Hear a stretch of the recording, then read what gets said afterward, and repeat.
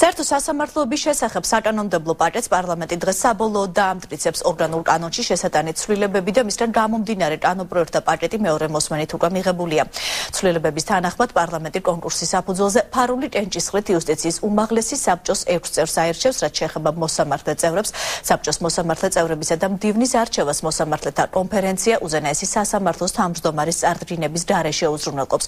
ჩვენი საპარლამენტო კორესპონდენტი მირიან გორგოძე გვერდება ახლა ქუთაისიდან, ის უფრო დეტალურად ისაუბრებს ამ საკითხზე. მირიან, გისმენთ.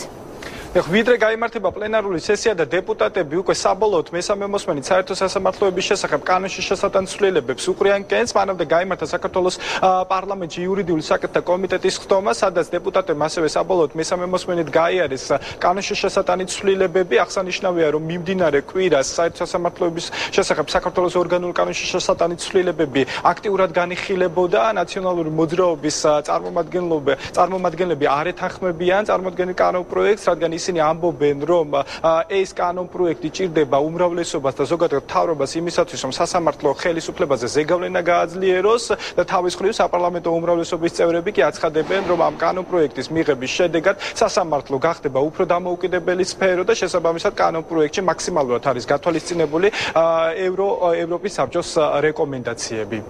პლენარულ ხდომაზე დღეს პირველ საათზე, რომელიც უნდა დაიწყოს, იმედი მაქვს, რომ დავასრულებთ ამ კანონთან დაკავშირებით მუშაობას და ამავდროულად რეგლამენტში გაწერილი დეტალურად ის არჩევის წესი იუსტიციის უმაღლეს საბჭოსი უკვე დაიწყებს მოქმედებას და ერთი თვის ვადაში, როგორც საქართველოს პარლამენტმა, ასევე საერთო სასამართლოებმა კონფერენცია, მოსამართლეთა კონფერენციებაც უნდა ერთი თვის ვადაში შეასრულოს ის ვალდებულება და აერჩიოს იუსტიციის უმაღლეს საბჭოს წევრები. ასეთი წესით არჩეული იუსტიციის უმაღლესი საბჭო ნაკლებად გავლენის ქვეშ იქნება პოლიტიკური ხელისუფლებისგან და შესაბამისად სასამართლო ხელისუფლებაზეც ნაკლებად გადავა პოლიტიკური ხელისუფლების უშუალო ზეგავლენა.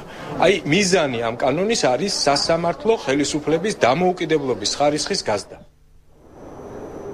ამ წუთებში პარლამენტში გაერთიანებული კომიტეტების ხდომა მიმდინარეობს. საგარეო ურთიერთობათა ევროინტეგრაციის, დიასპორისა და კავკასიის საკითხთა კომიტეტების გაერთიანებულ ხდომაზე დეპუტატები ელჩობის სავარაუდო კანდიდატებს უსმენენ. საუბარია სულ 5 ქვეყანაზე და შესაბამისად 5 წარმოდგენილი ელჩობის კანდიდატი, ანუ ლატვიაში წარდგენილია ელჩობის კანდიდატად ხათუნა სალოქვაძე, თურქეთში ირაკლი კოპლატაძე, აზერბაიჯანის რესპუბლიკაში თეიმურაზ შარაშენიძე, ყაზახეთში ზურა პატარიძე და ევროპის საბჭოში კონსტანტინე კორკელია. დეპუტატები შესაბამისად უსმენენ ელჩობის კანდიდატებს და მათ სამომავლო პერსპექტივებსაც ისმენენ.